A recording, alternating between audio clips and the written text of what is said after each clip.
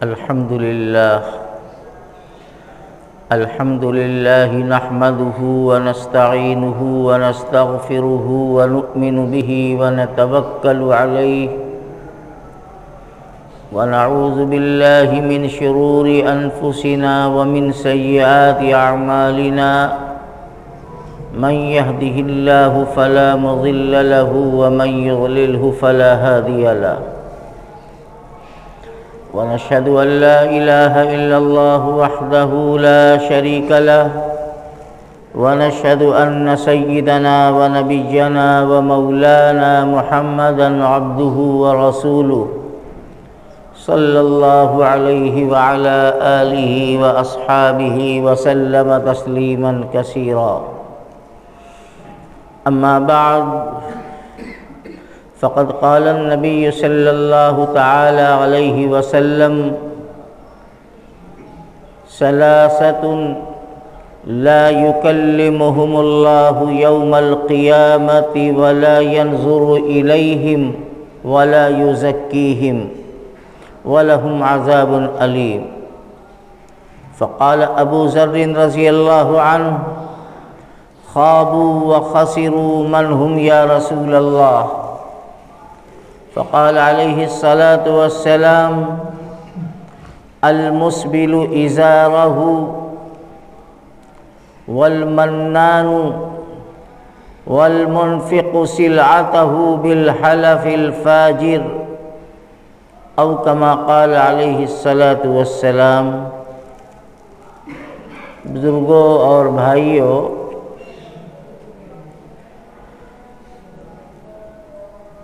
رسول اکرم صلی اللہ تعالی علیہ وسلم کی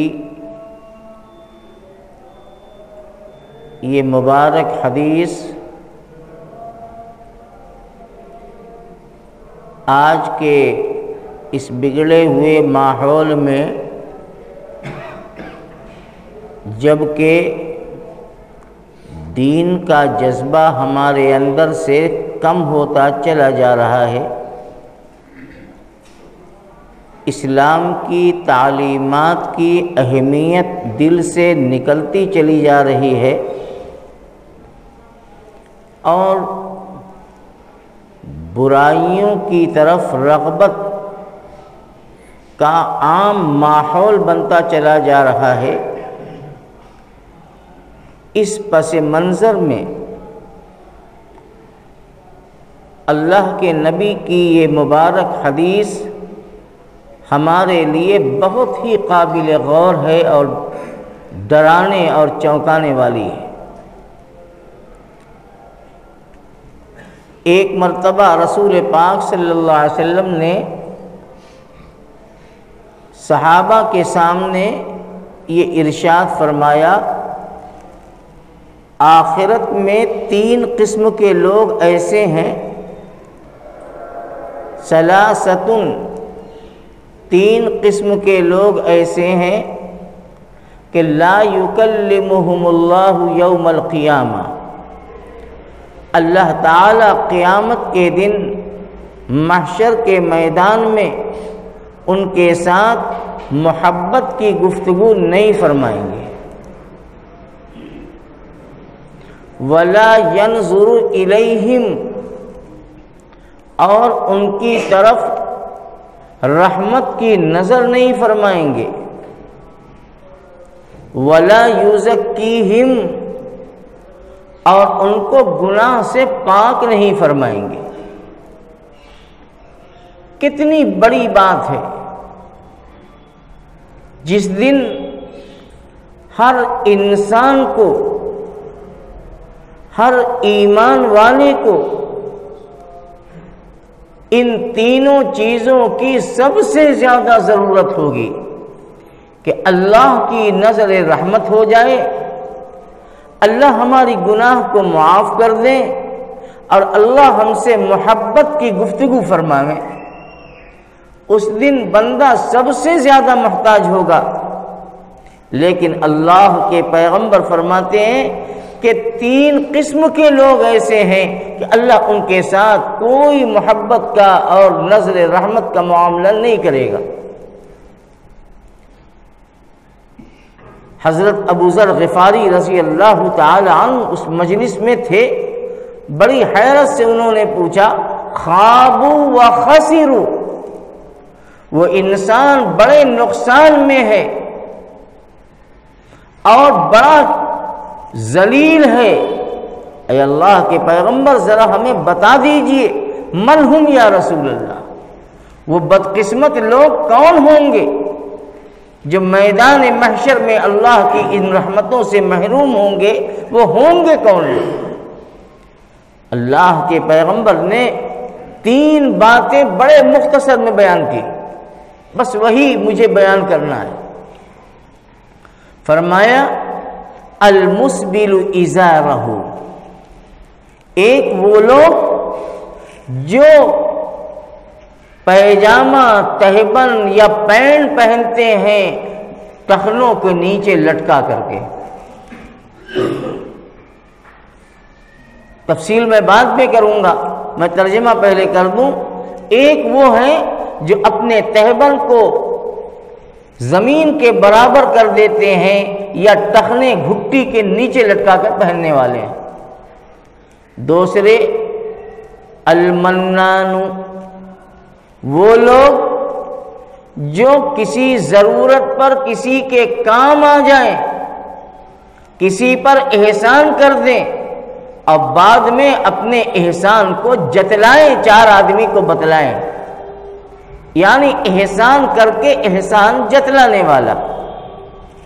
اور تیسرے آپ نے فرمایا وہ لوگ ہیں جو جھوٹ بول کر اور جھوٹی قسمیں کھا کر اپنے کاروبار کو چمکاتے ہیں، اپنا مال بیچتے ہیں. یہ وہ 3 بدقسمت جماعت ہوگی جو اللہ کی نظر رحمت، کلام شفقت اور معافی گناہ سے محروم ہوگی میدان محشر میں. اب ذرا غور کیجئے کہ قیامت کا دن کیسا ہولناک منظر ہوگا. قرآن میں اور حدیث میں اس دن کے منظر کو بیان کیا گیا. اللہ تعالیٰ نے بیان فرمایا یا ایھا الناس اتقوا ربکم ان زلزلۃ الساعۃ شیء عظیم. اے لوگو اللہ سے ڈرو، خوب ڈرو. قیامت کا زلزلہ اور قیامت کا منظر بہت ہی خطرناک ہوگا. یوم ترونہا تذہل کل مرضعۃ عما ارضعت، ایسا نفسی کا عالم ہوگا کہ دودھ پلانے والی ماں اپنے بچے کو اپنے سینے سے ہٹا دے گی، یعنی بچہ تڑپے گا لیکن ماں کے اندر سے بچے کی شفقت اور محبت ختم ہو جائے گی، اس لیے کہ اب نفسی کا عالم ہوگا.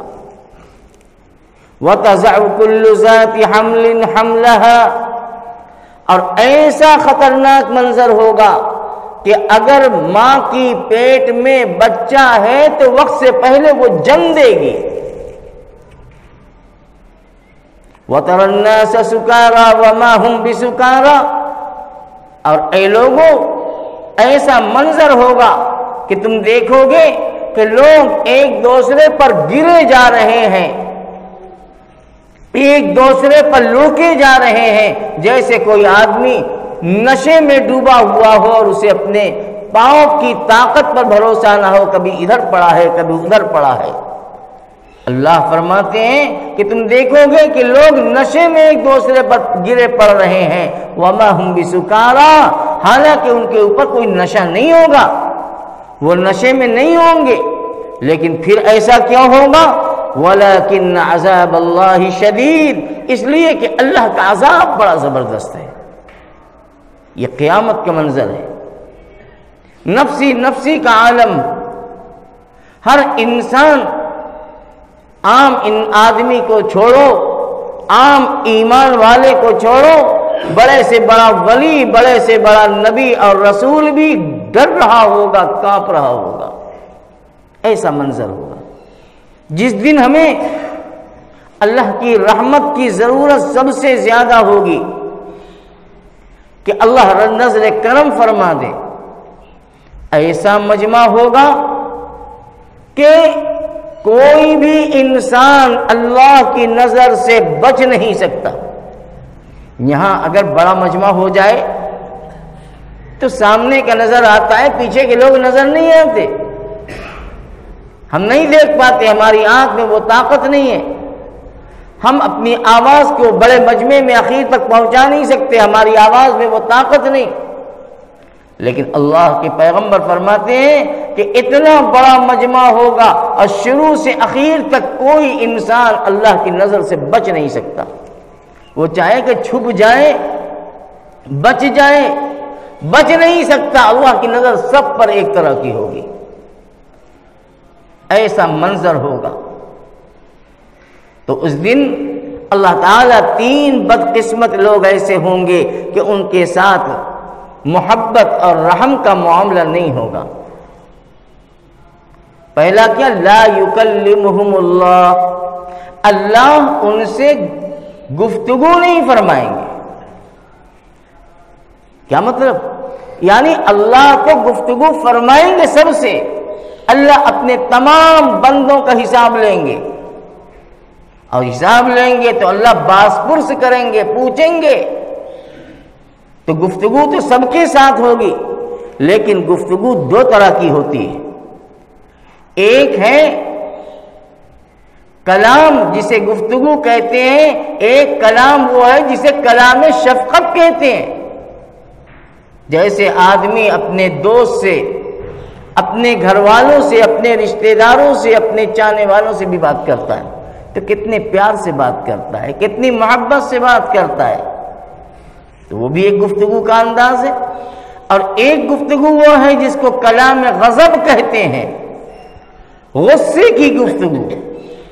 آدمی اپنے دشمن سے، اپنے مخالف سے بھی گفتگو کرتا ہے، لیکن اس کی گفتگو کا انداز دوسرا ہوتا ہے۔ اس میں شفقت نہیں ہوتی، مروت نہیں ہوتی، اس میں غصہ ہوتا ہے، ناراضگی ہوتی ہے۔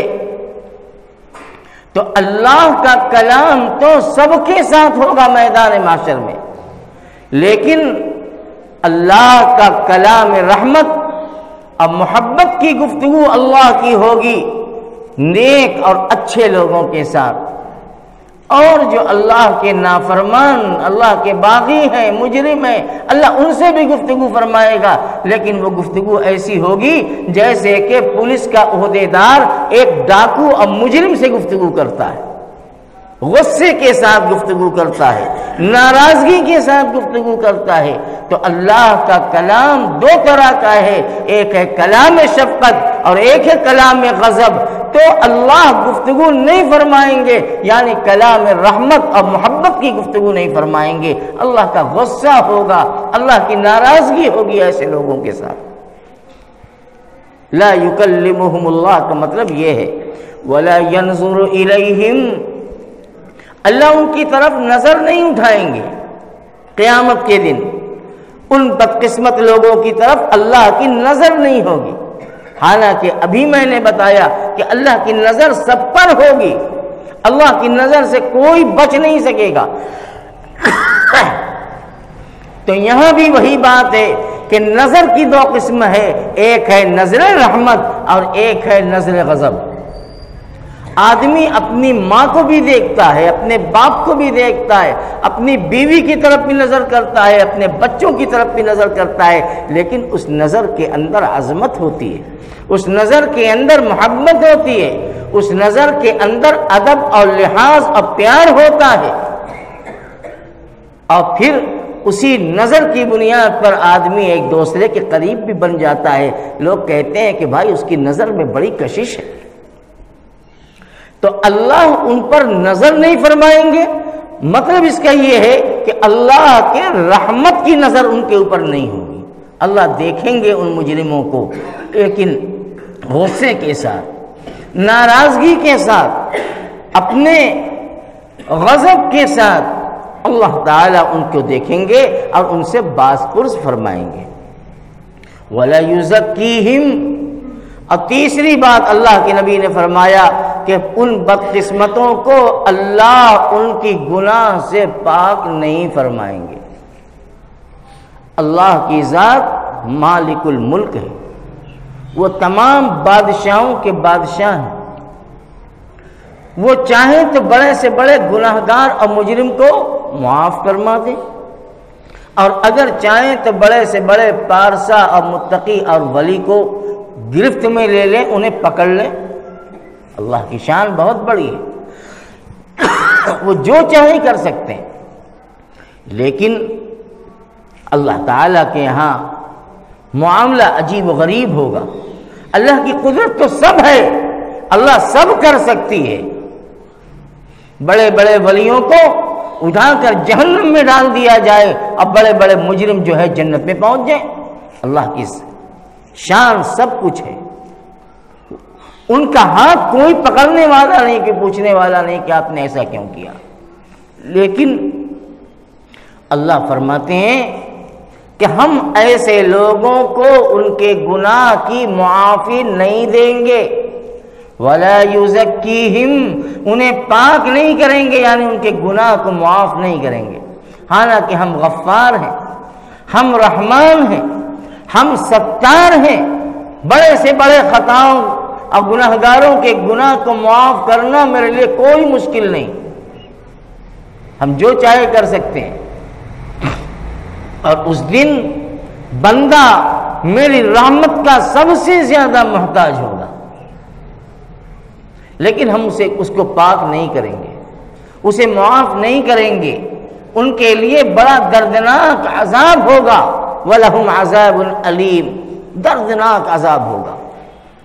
حضور پاک صلی اللہ علیہ وسلم کی اس تقریر کو، اس بات کو سن کر صحابہ کانپ اٹھے، اور اس مجمع سے حضرت ابو ذر غفاری رضی اللہ تعالی عنہ نے ہمت کر کے گفتگو کی، خابوا وخسروا من ہم یا رسول اللہ، اے اللہ کے پیغمبر، وہ کون بدقسمت ہوگا، برباد ہوگا، خسارے میں ہوگا، وہ کون ہے؟ ذرا ہمیں بتا تو دیجیے، ہم جان تو جائیں، اور اگر خدا نخواستہ وہ عیب اور وہ برائی ہمارے اندر ہے تو ہم اپنے اس عیب کو اپنے سے دور تو کر دیں، ہم توبہ کر لیں۔ آپ بتا تو دیجئے کہ یہ کون بدقسمت ہوں گے۔ آپ نے 3 قسم کے لوگوں کی نشاندہی فرما دی۔ حدیث کا ترجمہ تو میں پہلے کر چکا تھا۔ 3 قسم کے لوگوں کی نشاندہی فرمائی۔ سب سے پہلی بات جو آپ نے فرمائی، المسبل ازارہ، یہ بدقسمت اور محروم وہ لوگ ہوں گے جو اپنے لباس میں سنت کا لحاظ نہیں رکھیں گے۔ غور سے سنو میری بات، اپنے لباس میں سنت کا لحاظ نہیں رکھیں گے۔ اب سنتی لباس کیا ہے؟ سنت کا لباس سے مراد یہ ہے کہ اگر آقائے دو عالم صلی اللہ علیہ وسلم نے کسی لباس کے بارے میں کوئی وضاحت کر دی ہے کہ ایسا ہونا چاہیے، تو وہ تو ہمیں معلوم ہے، میں بتاؤں گا ابھی۔ اور جہاں لباس کے سلسلے میں اللہ کے نبی کی طرف سے کوئی تشریح اور وضاحت نہیں ہے، تو سنت کا لباس وہ مانا جائے گا جو اللہ والوں کا لباس ہوتا ہے، جو اللہ کے نیک لوگوں کا لباس ہے، وہ جو پہنے بس سمجھ لو کہ وہی سنتی لباس ہے۔ تو آپ نے فرمایا کہ جو سنت کے خلاف لباس پہننے والے، اور سنت کے خلاف لباس میں تہبند اور پیجامے کی حدیث میں وضاحت آئی ہے، اوپر کے لباس کی کوئی وضاحت نہیں ہے۔ تہبند اور پیجامہ، یا جو لوگ مجبوراً پینٹ بھی پہنتے ہیں، اگرچہ بچنا چاہیے لیکن پہن سکتے ہیں، حالات اگر ایسے ہوں تو اس سلسلے میں حضور پاک کی علیہ السلام کی تشریح ہے کہ جو آدمی تہبند پہنے تو تہبند کا سب سے بہتر طریقہ یہ ہے کہ آدھی پنڈلی اونچی ہونی چاہیے، یعنی اتنا کھلا ہونا چاہیے آدھی پنڈلی۔ حضور پاک صلی اللہ تعالی علیہ وسلم کا تہبند اتنا اونچا ہوتا تھا۔ کسی نے پوچھا کہ یا رسول اللہ اگر اس میں کچھ گنجائش ہو تو بتا دیجئے، تو آپ نے فرمایا کہ اس سے کچھ نیچا کر لو۔ پھر پوچھا کہ یا رسول اللہ اور کوئی گنجائش ہو تو مجھے بتا دیجئے، آپ نے فرمایا کہ اور نیچا کر لو، اور اس وقت آپ نے فرمایا کہ نیچا تو کرو لیکن اتنا نیچا مت کر لینا کہ یہ گھٹی کھلی ہوئی ہونی چاہیے، اتنا ہونا چاہیے، یعنی یہ ابری ہوئی گھٹی جسے آپ بولتے ہیں، جسے اردو میں ہم ٹخنا بولتے ہیں، یہ کھلا ہونا چاہیے۔ یہ حضور کی وضاحت اور آپ کی صراحت ہے۔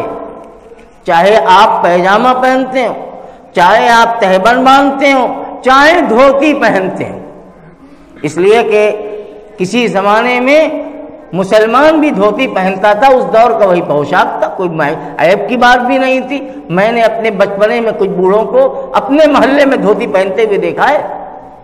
ایک زمانہ وہ تھا دھوتی پہنا کرتے تھے، کوئی حرج کی بات نہیں، یا پینٹ پہنے ہوں، لیکن اس بات کا لحاظ رہے کہ یہ گھٹی چھپنے نہ پائے، اس لیے کہ گھٹی کو چھپانے والا، اپنے لنگی تہبند اور پیجامے کو لٹکانے والا اللہ کی اس وعید کا حقدار ہو جائے گا جو میں نے ابھی بیان کیا۔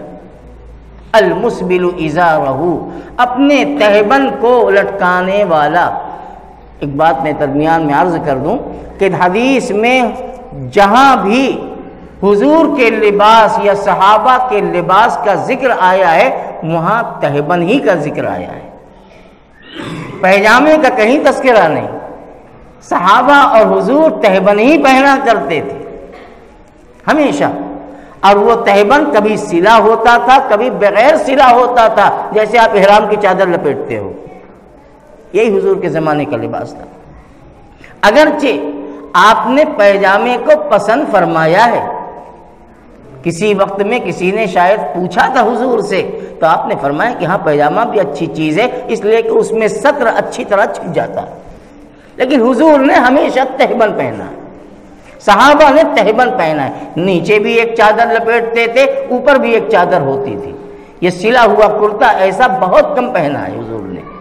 بہرحال یہ درمیانی بات تھی، یہ کوئی بڑا مسئلہ نہیں ہے کہ اب ہم بھی چادر اوڑھ کے چلیں، یہ نہیں ہے، بس یہ ہے کہ تہبند اور پیجامے کے سلسلے میں گھٹی کھلی ہونی چاہیے، ڈھکنی نہیں چاہیے۔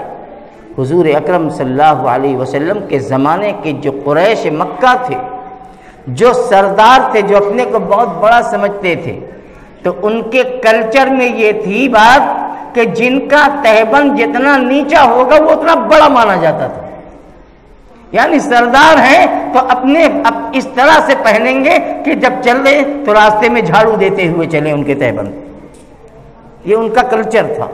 حضور نے فرمایا صحابہ سے غلط ہے، یہ لنگی تہبند کو نیچا کرنا یہ تکبر کی نشانی ہے، یہ بڑائی کی نشانی ہے، اور اللہ تکبر کرنے والے کو کبھی پسند نہیں فرماتے۔ اس لیے آقا نے فرمایا کہ دیکھو اپنے تہبند کو اونچا رکھا کرو۔ ایک بات اور سمجھ لو، اسلام کا کتنا بڑا احسان ہے ہمارے اوپر، ہم جیسوں کے اوپر جو غافل لوگ ہیں۔ ایک مرتبہ رسول اکرم صلی اللہ علیہ وسلم نے یہی گفتگو فرمائی کہ جو لوگ گھٹی کے نیچے پیجامہ اور تہبند پہنتے ہیں یہ اللہ کے عذاب کے مستحق ہیں، قیامت کے دن اللہ انہیں پسند نہیں فرمائیں گے۔ حضرت ابو بکر صدیق رضی اللہ تعالی عنہ موجود تھے۔ صدیق اکبر کا جسم ذرا بھاری تھا، پیٹ بڑھا ہوا تھا، غور کیجئے کتنا احسان ہے ان کا۔ حضور سے ایک ایک مسئلہ پوچھ کے انہوں نے ہمارے لیے راستہ نکال دیا، اگر وہ نہ پوچھتے تو ہمیں پتہ بھی نہ چلتا۔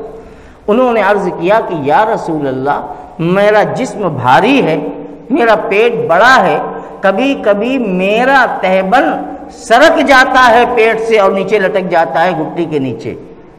حضور نے فرمایا تو انہوں نے پوچھا کہ یا رسول اللہ تو میرے لیے بھی یہی وعید اور یہی گناہ؟ حضور نے فرمایا کہ لست منہم، ابو بکر تم نہیں اس میں ہو۔ کتنا بڑا احسان ہے حضور کا۔ حضور نے فرمایا کہ نہیں ابو بکر تم ڈرو مت، تم اس میں نہیں ہو۔ اب علماء نے اس کا مطلب نکالا کہ اس کا مطلب یہ ہوا کہ جو اپنی بڑائی کو اور اپنے نخرے کو اور اپنے رئیسی کو ظاہر کرنے کے لیے لٹکاتے ہیں اور نیچا پہنتے ہیں وہ مجرم ہیں، اور جو کبھی بے خیالی میں تہبند سڑک گیا یا بڑا پیٹ ہونے کی وجہ سے نیچے اتر گیا وہ اس کے مجرم نہیں ہیں، اللہ کے یہاں ان کی پکڑ نہیں ہوگی۔ کتنا بڑا احسان ہے۔ اگر صدیق اکبر یہ مسئلہ نہ پوچھتے تو ہمیں یہ مسئلہ معلوم بھی نہ ہوتا۔ معلوم یہ ہوا کہ بے خیالی میں اگر نیچا ہو جائے تو وہ غلط چیز ہے، اور جان کے کہ نہ میں کیوں اونچا پہنوں، میں تو نیتا ہوں، میں تو فلاں ہوں، میں تو ڈھکا ہوں، میری بڑائی ہے۔ آج فیشن ہے، آپ نکل کے دیکھیے کہ بالکل کڑک پیجامہ ایڑی کے نیچے دب رہا ہے اور کرتا پہنے ہوئے ہیں اور لاٹ صاحب ہیں، کیا بھائی بہت بڑے نیتا ہیں۔ آج ایک فیشن بن گیا، وہ مجرم ہے حضور کے اس حدیث کے مطابق۔ اللہ کے پیغمبر کی تعلیم پر عمل کرنے میں جو عزت ہے وہ عزت اس میں نہیں ہے کہ ہم اب جھوٹی شان و شوکت دکھائیں۔ کچھ لوگ تفریحاً کہتے ہیں اپنے بھائیوں میں سے، میں نے سنا ہے، غلط ہے یہ بات، بہت بڑی بات ہے۔ کچھ لوگ کہتے ہیں، کچھ لوگوں کی زبان سے میں نے سنا، کیا کہتے ہیں، یہ ہیں بڑے بھائی کا پیجامہ، بڑے بھائی کا کرتا، چھوٹے بھائی کا پیجامہ۔ یہ ایک جملہ ہے آج ہماری زبان پر۔ جو بیچارہ سیدھا سادھا، جو آدھی پنڈلی تک پاؤں کھول کے پیجامہ اونچا پہن لیتا ہے، اب کرتا ایسا پہنتا ہے کہ گھٹنا ڈھک جائے، تھوڑا لمبا ہو جائے، تو کہتے ہیں کہ یہ دیکھو بڑے بھائی کا کرتا پہن لیا، چھوٹے بھائی کا پیجامہ پہن لیا۔ یہ مذاق اڑاتے ہو؟ یہ اللہ کو یہ جملہ بہت ناپسند ہے۔ تم ویسا نہیں پہن سکتے مت پہنو، لیکن اس کا مذاق تو مت اڑاؤ، آوازیں تو نہ کسو۔ اللہ کو یہ چیز نہایت ناپسند ہے۔ اور آج عام کچھ لوگ ہیں جو اس طرح باتوں میں یہ کہہ دیتے ہیں کہ کچھ لوگ وہ ہیں جو ایسا کپڑا پہنتے ہیں۔ ارے بھائی، آقا دو عالم صلی اللہ علیہ وسلم کی یہی سنت ہے۔ آپ نے اسی کپڑے کو پسند کیا اور ڈھیلا ڈھالا ہوتا تھا۔ سنتی لباس بدن پہ چست اور فٹ نہیں ہوتا تھا۔ آج تو یہ بھی ایک مصیبت آ گئی کہ ٹیلر کے یہاں جا کے اپنے سینے سے لے کے کمر تک کا ایسا ناپ دیتے ہیں کہ بالکل فٹ ہو جائے، ایک اسٹیچو بن جائے۔ ایسا لباس، یہ لباس اسلام میں پسندیدہ نہیں ہے۔ ڈھیلا ہو، ملائم ہو، آستین آرام سے چڑھ سکے۔ اور اللہ نے ہمیں کون سا دن دکھا دیا کہ آج یہ بیماری مردوں سے زیادہ نوجوان عورتوں کے اندر آ گئی، جبکہ ان کے لیے تو بڑی تاکید ہے کہ موٹا کپڑا پہنو، ڈھیلا کپڑا پہنو، بدن کے اندر کے نقوش نظر نہ آئیں ایسا۔ لیکن آج عورتیں اس معاملے میں ہم سے بھی آگے ہیں، مردوں سے بھی آگے ہیں۔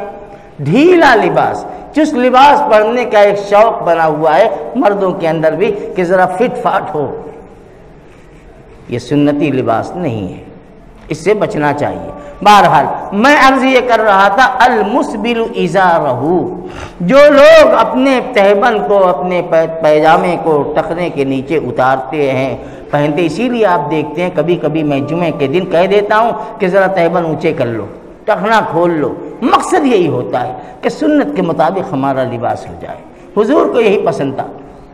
اور اگر اس حالت میں نماز پڑھو گے کہ پیجامہ لٹکا ہوا ہے، پینٹ نیچے لٹکی ہوئی ہے، تہبند لٹکا ہوا ہے، یاد رکھو نماز ہو جائے گی، نماز کا ثواب مل جائے گا، لیکن لٹکانے کا ثواب، لٹکانے کا گناہ نماز پڑھتے ہوئے بھی ہوتا رہے گا۔ اس حالت میں نماز پڑھ رہے ہو، نماز ہو جائے گی۔ کوئی مفتی یہ نہیں کہے گا کہ آپ کی نماز نہیں ہوئی اس لیے کہ آپ کا پیجامہ لٹکا ہوا تھا، نماز ہو جائے گی۔ تو نماز کا ثواب تو پالو گے، لیکن نیچے لٹکے ہوئے تہبند اور پیجامے کا گناہ نماز جیسی اہم عبادت کے وقت بھی تمہیں ملتا رہے گا اور تم گناہ گار میں شمار ہوتے رہو گے۔ اس لیے اس سے پرہیز کرے۔ کون کیا سوچتا ہے، کون کیا کرتا ہے، کون سا فیشن ہے، لات مارو ایسے فیشن کو، لاہور پڑھو ایسے فیشن پر۔